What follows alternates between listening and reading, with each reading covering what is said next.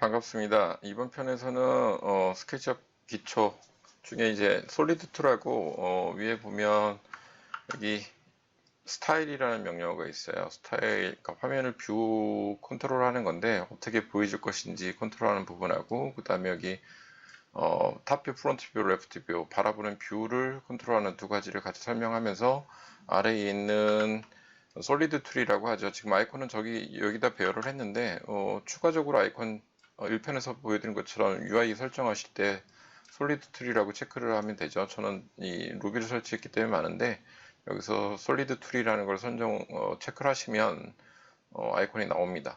그래서 솔리드 툴 같이 설명을 하면서 설명을 드리도록 할게요. 먼저 형태를 한번 간단하게 만들어 보겠습니다. 먼저 원기둥을 하나 크게 만들어 볼게요. 서클을 이용해서 원기둥을 하나 만들겠습니다. 원기둥의 반지름 값은 좀 넉넉하게 만들어 볼게요. 5000 정도 클릭하고 만들어 보고 좀 이동하겠습니다.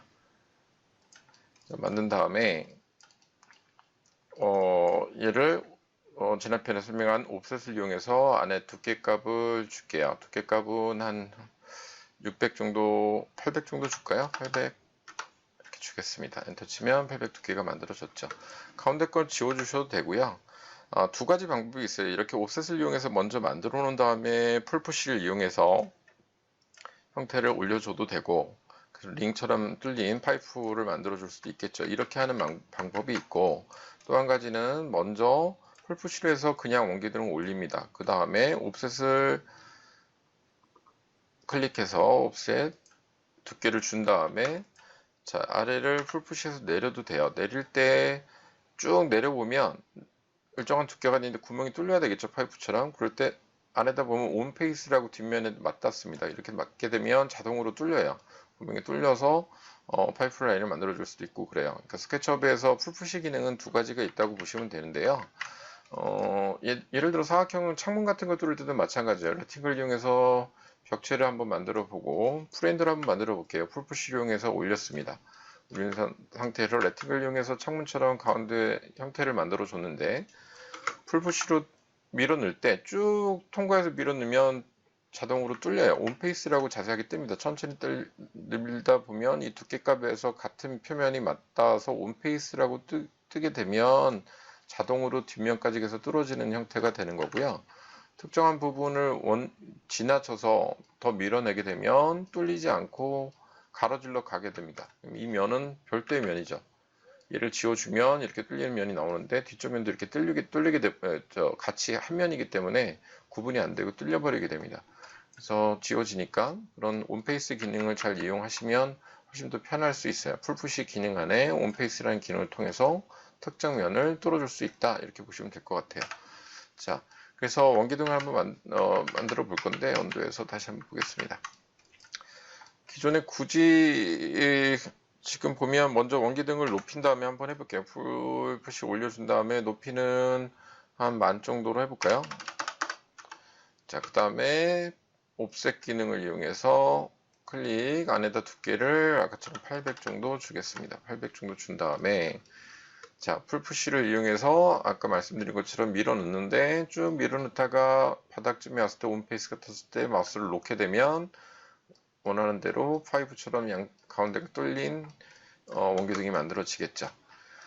자, 그 다음에 얘를 메이크업 그룹을 해줄 거예요. 이 솔리드 트리라는 특징은 뭐가 있냐면 무조건 면이 말 그대로 물체가 크로스된 중간에 뭔가 물체가 가로지르지 않고 모든 면이 크로스된 입체일 때만 이 솔리드 트리라는 게 먹어요. 그러니까 맥스를 다뤄보시는 분들은 아시겠지만 불린 툴이라고 생각하시면 돼요.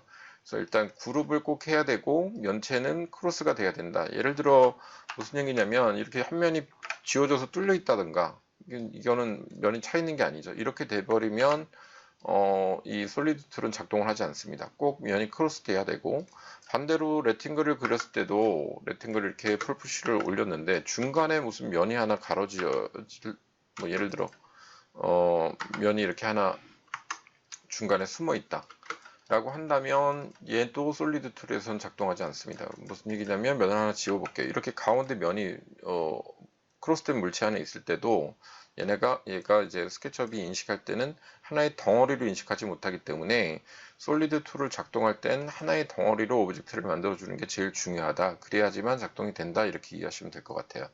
그래서 원기둥을 하나 만들어 줬고요. 그 덩어리를 구분할 땐 역시 항상 선택을 해서 메이크업 그룹이 돼야 되겠죠. 하나의 객체, 또 다른 객체를 하나 만들어 보겠습니다. 레팅글을 이용해서 사각형을 하나 만드는데 얘 크기는 좀 크게 만들어 볼까요? 15,000. 뭐 크기는 여러분들 1500 해도 상관없습니다. 크기 비례만 맞춰서 하시면 될 것 같아요. 그래서 레팅글 만들고 풀푸시해서 높이는 조금 적당히 원기둥 그린 것보다 좀 프렌드로 하셔도 되니까 좀 크게 만들어 볼게요. 그 다음에 얘도 역시 스리플 클릭해서 메이크업 그룹 하나의 덩어리로 만들어 준 다음에 얘를 우브에서 교차 넣을게요. 교차 넣어서 적당히 겹치게끔 만들어 줘 보겠습니다. 그 다음에 바닥도 수직으로 내려서 중간에 이렇게 겹치게 만들어 보겠습니다. 뭐 얘도 뭐 뚫려도 상관없는데 그냥 테스트니까 이렇게 간단하게만 해보는 게 나을 것 같네요. 자, 그 다음에 얘 전체를 선택해서 무브 얘를 하나하나씩 해보기 위해서 무브 카피를 한번 해보겠습니다. 무브 카피 역시 적당히 띈 다음에 저번에 배운 것처럼 무브 카피 중에 매저 그러니까 길이 카피 개수 카피를 선택하면 곱하기 원하는 개수 6개 정도 이렇게 만들어 볼까요? 그러면 그 강역대로 6개가 카피된 걸 볼 수 있습니다. 자, 이렇게 카피를 해놓고 솔리드 툴을 한번 해보려고 합니다. 자, 그러면 먼저 솔리드 툴 하기 전에 위에 보이는 스타일이라는 아이콘과 명령어와 뷰라는 아이콘을 한번 설명을 먼저 드릴게요.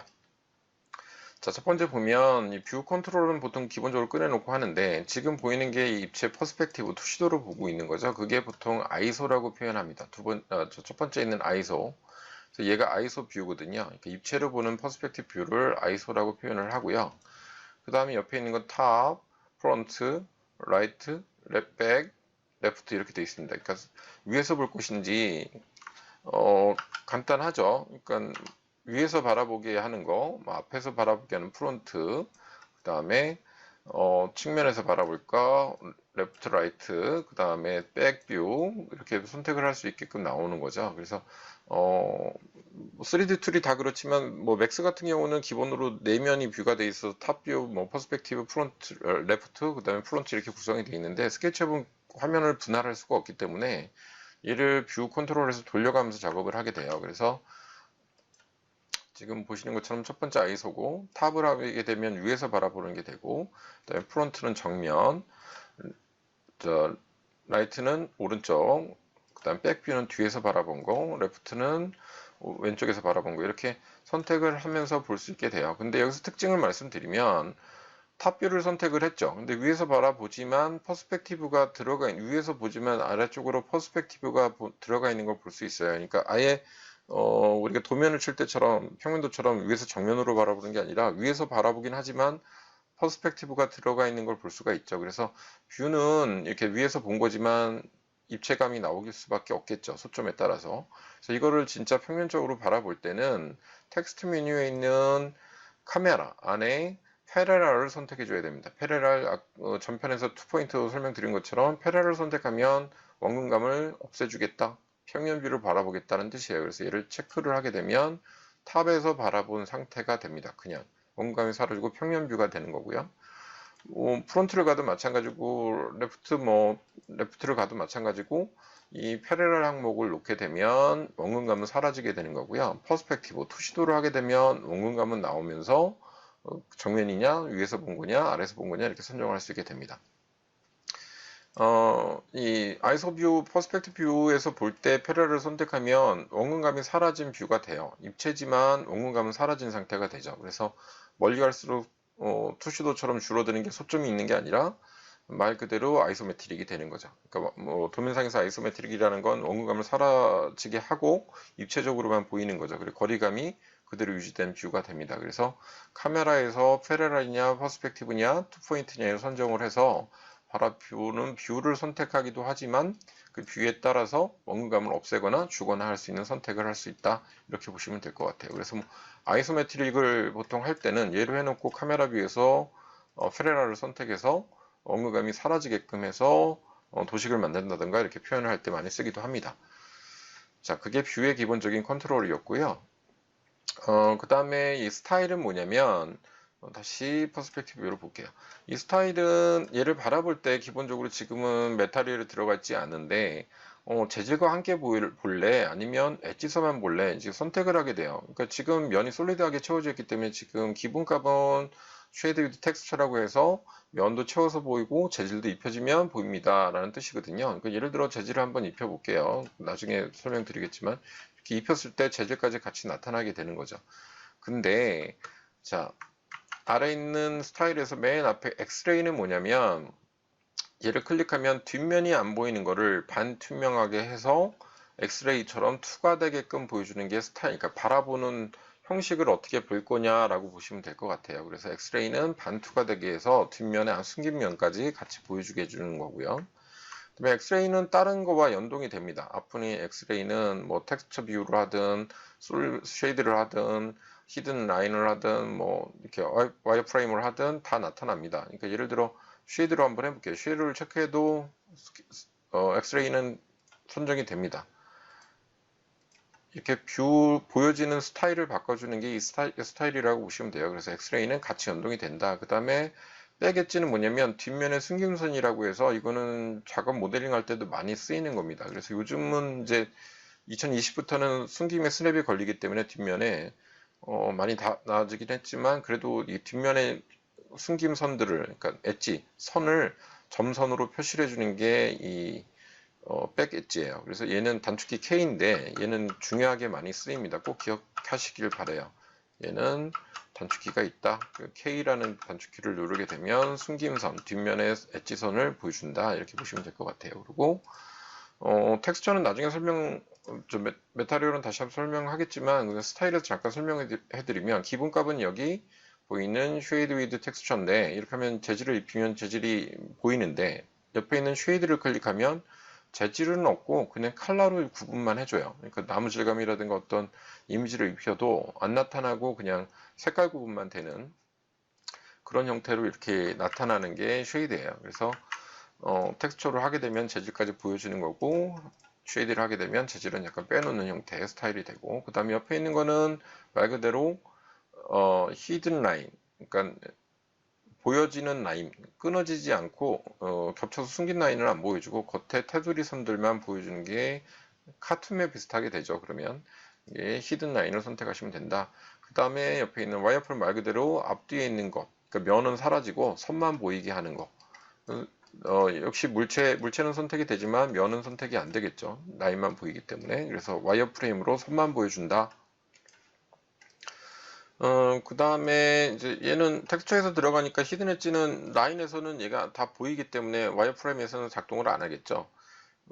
그지만 여기 히든 라인까지는 이 히든 엣지는 작동을 합니다. 물체가 뒷면에 안 보이는 거 있을 때는 작동을 하고요. 당연히 엑스레이도 작동을 하고요. 뭐 히든 엣지를 끄더라도 엑스레이를 키면 면은 안 보이지만 뒤에 숨김선이 흐릿하게 엑스레이가 투과돼서 보이는 걸 알 수 있습니다. 이것처럼 바라보는 뷰를 보여줄 때 주로 쓰게 된다. 이렇게 보시면 될 것 같고요. 모노크롬은 이제 뭐 재질을 입히든 뭐하든 흑백으로 보여주는 거예요. 그러니까 좀 차이를 보면 재질을 입혀볼게요. 입혔어요. 지금 입혔는데 얘를 클릭하면 흑백 사진처럼 재질은 없어지고 원래대로 보여지는 거고요. 여기서 보이는 쉐이드는 그거를 색깔은 구분해 주지만 뭐 이미지만 안 보여주게 해주는 거고 이런 차이가 있습니다. 그래서 기본은 쉐이드 위드 텍스처라고 보시면 될 것 같아요. 이런 뷰 스타일의 컨트롤이 있다. 그래서 중요한 거는 이 뷰고요. 먼저 돌려가면서 보기가 편하니까 평면 뷰나 이런 거 작업할 때 카메라 뷰에 있는 패러럴 프로젝트나 이런 것들을 이용해서 볼 수가 있다. 이게 중요하고요. 뷰는 엑스레이 정도만 작업하실 때 지금 기초로 하시는 분들은 구분하시면 될 것 같아요. 솔리드 2를 하기 전에 그냥 간략하게 설명을 드린 거고요. 솔리드 2를 본격적으로 한번 해보겠습니다. 지금 솔리드 2이 한 6가지 형태가 나눠져 있는데 이 6가지 형태 중에 앞부분만 이렇게 하나 끊어져 있는 걸 볼 수 있어요. 그 차이는 뭐냐면 자, 얘를 보게 되면 앞에는 아우터 쉘드라고 돼 있는 게 있고, 그 다음에 인터섹트, 그 다음에 유니언, 그 다음에 서브트랙트, 그 다음에 트림, 그 다음에 스프리트 이렇게 나눠져 있는 거 있습니다. 하나씩 한번 해볼 텐데, 첫 번째 얘가 하나 나눠져 있는 건 뭐냐면 얘랑 유니온은 별 차이가 없어요. 합집합이라고 생각하시면 돼요. 근데 이거는 지금 기초 설명할 땐 좀 그런데 뭐 불린에서도 마찬가지예요. 맥스 불린 혹시 해보신 분들은 알겠지만 불린에서 서로 딴에 솔리드한 물체들을 서로 교집합하거나 차집합하거나 서로 교차된 부분을 따낼 때 쓰는 건데 이 아우터 쉴드라고 따로 구분한 거는 맥스에서도 마찬가지지만 분리를 하면 서로 따진 거나 그러니까 서로 분리된 것들을 기억하고 있어요. 이 프로그램이. 근데 얘는 그거를 함축돼서 하나의 오브젝트로 변형되는 거라고 보시면 될 것 같아요. 잘 처음 하시는 분들이 이해 안 가니까 일단 합집합이라 별 차이가 없다 이렇게 이해하시면 편할 텐데 어쨌건 용량 메모리 관리에서는 얘가 그러니까 단일 형태로 인식을 하는 거기 때문에 용량면이나 관리면에선 유리하다. 나머지 솔리드를 활용할 때는 인식을 하고 있기 때문에 약간 용량 정리를 해줘야 되는데 일단 그런 차이 때문에 구분을 해놨다 이렇게 보시면 될 것 같아요. 그래서 먼저 아토쉘드는 합집합이에요. 두 가지 다른 그룹이 이루어진 두 가지 다른 오브젝트를 하나의 덩어리로 묶어주는 거죠. 그래서 실질적으로 여기 앞에 있는 유니온이 이제 한국말로 하면 합집합이죠. 두 물체든 세 물체든 합치는 거와 별 차이는 없어요, 형태적으로. 지금 보면 겹쳐져 있어서 엑스레이를 한번 켜보면 이렇게 숨겨 있겠죠. 감춰져 있겠죠. 서로 맞닿은 부분이. 근데 이 두 가지를 보면 여기는 영역의 선이 구분이 안 되는 걸 볼 수 있습니다. 투과되어 있기 때문에 무브해보면 알겠지만 이렇게 겹쳐져 있는 것 뿐이죠. 그래서 이거를 하나의 오브젝트로 두 솔리드한 물체를 하나로 만들어 줄게요 할 때 맨 앞에 있는 아우터 쉘을 클릭하고 첫 번째 마우스를 갖다 두면 1번이라고 뜨고 클릭하고 자동으로 2번이라고 뜹니다. 그럼 두 번째 물체를 클릭하게 되면 하나가 지금 차이점 보시면 한 덩어리로 그룹핑이 되면서 겹쳐져 있는 부분에 라인이 가는 걸 볼 수 있을 것 같아요. 그러면 얘가 두 개가 겹쳐진 부분이 사라지고 두 가지 물체가 하나로 만들어지는 겁니다. 쉽게 말해서 엑스레이를 켜보면 중간에 겹친 면이 사라진 걸 볼 수 있죠. 좀 더 쉽게 설명하기 위해서 그룹 안에 들어가서 면을 하나 지워볼게요. 면을 하나 딜레트 지워보겠습니다. 그러면 서로 관통한 부분들이 뚫려서 안의 면들은 사라지고 하나의 덩어리로 만들어지는 걸 볼 수 있어요. 이렇게 지워보면 좀 더 확실하게 만들어진 걸 알 수 있겠죠. 자, 면을 언더에서 쳐보겠습니다. 그게 이제 엑스레이를 보면 그런 차이가 있다. 이렇게 한 덩어리로 물체를 만들어준다. 관통하게끔 만들어준다. 이렇게 보시면 될 것 같아요.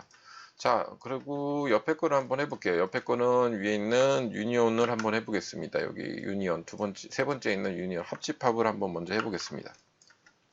얘도 똑같아요. 물체를 먼저 선택하고 해놓고 선택을 하게 되면 바로 2번이 떠요. 근데 선택하지 않고 솔리드로 하면 1번부터 선택하게 돼요. 얘가 1번이냐 얘가 2번이냐에 따라 좀 차이가 있거든요. 그래서 먼저 원통을 1번을 해볼게요. 두 번째 클릭하게 되면 아우터쉘을 했던 것처럼 똑같이 하나의 덩어리로 만들어지는 걸 볼 수가 있어요. 이렇게 차이는 별로 없지만 하나의 오브젝트 인식을 하고 있는 얘가 기억하는 메모리 용량이나 이런 것 면에서는 차이가 좀 있다. 그래서 아우터나 유니온은 같은 거라고 봐도 무방합니다. 용량이 좀 차이가 있긴 하지만 오브젝트 관리에. 자, 그래서 지금 하나의 두 가지 물체로 서로 교체되는 물체를 한 덩어리로 만들어주는 그래서 면을 자기가 생성할 수 있게 만들어주는 거다. 그래서 아우터랑 유니온은 두 문제를 합쳐주는 거. 그 다음에 두 번째 있는 인터섹트를 한번 해볼게요. 얘는 쉽게 말해서 교집합입니다. 교집합. 교차되는 물체가 있으면 두 물체가 교차되는 부분만 남겨놓는다는 뜻이에요. 그래서 지금 보면 인터섹트를 선택한 다음 1번, 2번을 선택할게요. 두 물체가 결합된 부분만 나타나는 걸 볼 수 있습니다. 이렇게. 나머지 부분이 결합되어 있는 부분. 그러니까 그러니까 교집합이기 때문에 얘를 1번, 얘를 2번 선택해도 똑같겠죠. 그런 차이가 있어요. 그래서 사실은 여기 있는 이 유니온까지는 어떤 걸 먼저 선택하든 별 차이가 없습니다. 그 다음에 한번 그 다음 거는 자, 서브트랙트를 한번 해볼게요. 차집합. 어디서 어디를 뺀다는 뜻이죠. 그래서 차집합을 먼저 한번 해보겠습니다. 다음 거에.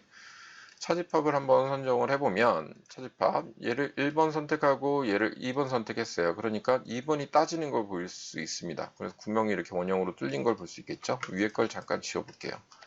지워보면, 이렇게 서로 차집합이 되면서 2번이 따지는 거죠. 이렇게 볼 수가 있습니다. 이게 서브트랙트 차집합이 되겠죠. 다시 온도한 다음에 볼게요. 반대로 이번에는 이 육면체를 먼저 1번, 그 다음에 2번을 얘를 선택했습니다. 그럼 반대로 2번이 항상 따진다는 거 볼 수 있죠. 2번이 1번을 기점으로 2번이 따지는 거죠. 그래서 서로 차집합, 도를 내는데 2번째가 돈을 낸다. 그래서 이 차집합부터는 순서가 중요해요. 순서에 따라 좀 바뀌긴 하거든요. 그게 차집합이다. 그래서 불린하고 거의 똑같아요. 그래서 맥스에 있는 불린하고 똑같기 때문에 합집합, 아우토쉘이랑 유니온이 합집합 기능을 한다. 하나로 뭉쳐주는 거. 그 다음에 교집합, 서로 교차된 부를 남겨놓는 거. 서브트랙트 차집합. 1번을 기준으로 2번을 딴다. 이렇게 이해하시면 될 것 같고. 뒤에 있는 거는 이제 트림이라고 하는데, 트림 한번 테스트 한번 해볼게요. 요까지는 차집합 한번 반대로 해볼까요? 자, 얘를 1번, 얘를 2번. 이렇게 차집합의 순서에 따라 달라진다 보시면 될 것 같고요.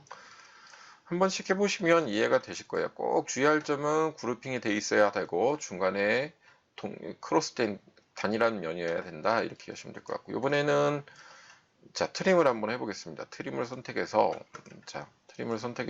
얘를 1번, 얘를 2번 했어요. 그러면 선이 크로스돼서 유니온처럼 합집합된 것 같죠? 근데 좀 차이가 있습니다. 보면은 분리를 한번 해내 보겠습니다. 두 개가 그룹핑이 안 되어 있는 거 볼 수 있죠? 자, 얘를 무브해서 간단히 내보면 자, 트림은 뭐냐면 2번이 따지는데 1번이 사라지지는 않습니다. 서브트랙트 차집합을 할 경우에는 둘 중에 하나가 사라지죠. 근데 얘는 따지긴 하는데 차집합처럼 따지긴 하는데 원본이 그대로 유지가 됩니다. 그게 있는 서브트랙트랑 차이점이라고 보시면 될 것 같아요. 그래서 지금 역시 2번이 따지는 건데 반대로 한번 해보겠습니다. 온도 들어간 다음에 자 이번에는 트림을 하는데 얘를 1번, 얘를 2번으로 했어요. 그러면 변형이 없어 보이죠. 그러면 아까처럼 하면 얘를 움직여 보면 여기 뚫렸어야 되는데 2번이 뚫리니까 얘가 차집합처럼 잘린 걸 볼 수 있을 겁니다. 그러니까 차집합과 동일한데 원본을 사라지게 하지 않고 차집합처럼 원본을 사라지지 않게 하고 둘은 사라지는 걸 볼 수 있었죠. 근데 사라지지 않고 유지는 하되 한쪽 2번을 잘라내주는 게 트림이다. 그래서 트림을 오히려 많이 쓸 때도 있어요. 많이 써서 원본은 나중에 뭐 다른 물체를 활용해야 될 때 트림을 많이 쓰기도 합니다. 차이점이 있다 이렇게 보시면 될 것 같고요. 다시 얘를 1번, 얘를 2번 해놓고 얘를 무브 해놓을게요. 그래야지 이해하기가 좀 쉬우실 테니까 원본은 유지되고 2번이 따진다. 차집합처럼 따진다 이렇게 보시면 될 것 같아요. 자 마지막으로 이 스프레이트는 뭐냐면 잘라내는 거죠. 쉽게 말하면 윤곽선을 그리는 겁니다. 둘 다 잘리는 거죠. 다 잘리긴 하는데 한번 테스트 해보겠습니다. 자 먼저 1번, 2번 1번, 2번 했습니다. 그러면 물론 윤곽이 갔어요. 트림처럼 갔는데 얘를 한번 분리해 내볼게요. 분리해 보면 자 어떻게 되냐면 서로 잘려요. 지금 서브트랙트나 트림은 2번이 잘리게 되죠. 1번, 2번에서 2번이 1번을 기점으로 잘리거나 뚫리게 되는데 이 스프리트는 뭐냐면 얘도 잘리고 얘도 잘려요. 그러니까 무슨 얘기냐면 물체가 3개 교집합이랑 쉽게 말해서 스프리트 분해해주는 잘라주는 거죠. 얘와 얘가 다 뚫리게끔 그러니까 교집합도 많고 결합체라고 보시면 될 것 같아요.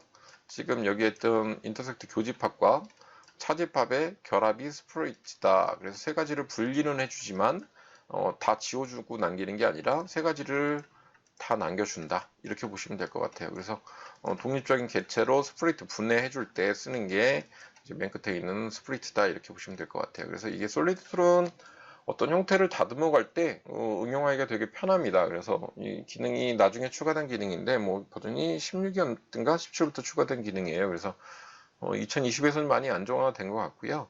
그래서 이렇게 구분할 수 있다. 그래서 그룹핑하거나 숨김선들을 사라지게 할 때는 많이 유니온이라든가 서브트랙트 뭐 차집합하는 기능들을 주로 쓰게 되고요. 솔리드를 활용하실 때 한번 형태를 다듬어 갈 때 응용하시면 편하실 것 같아요. 그래서 지금까지 알아본 거는 간단하게 뷰 컨트롤하는 부분과 솔리드 툴에서 살펴봤습니다.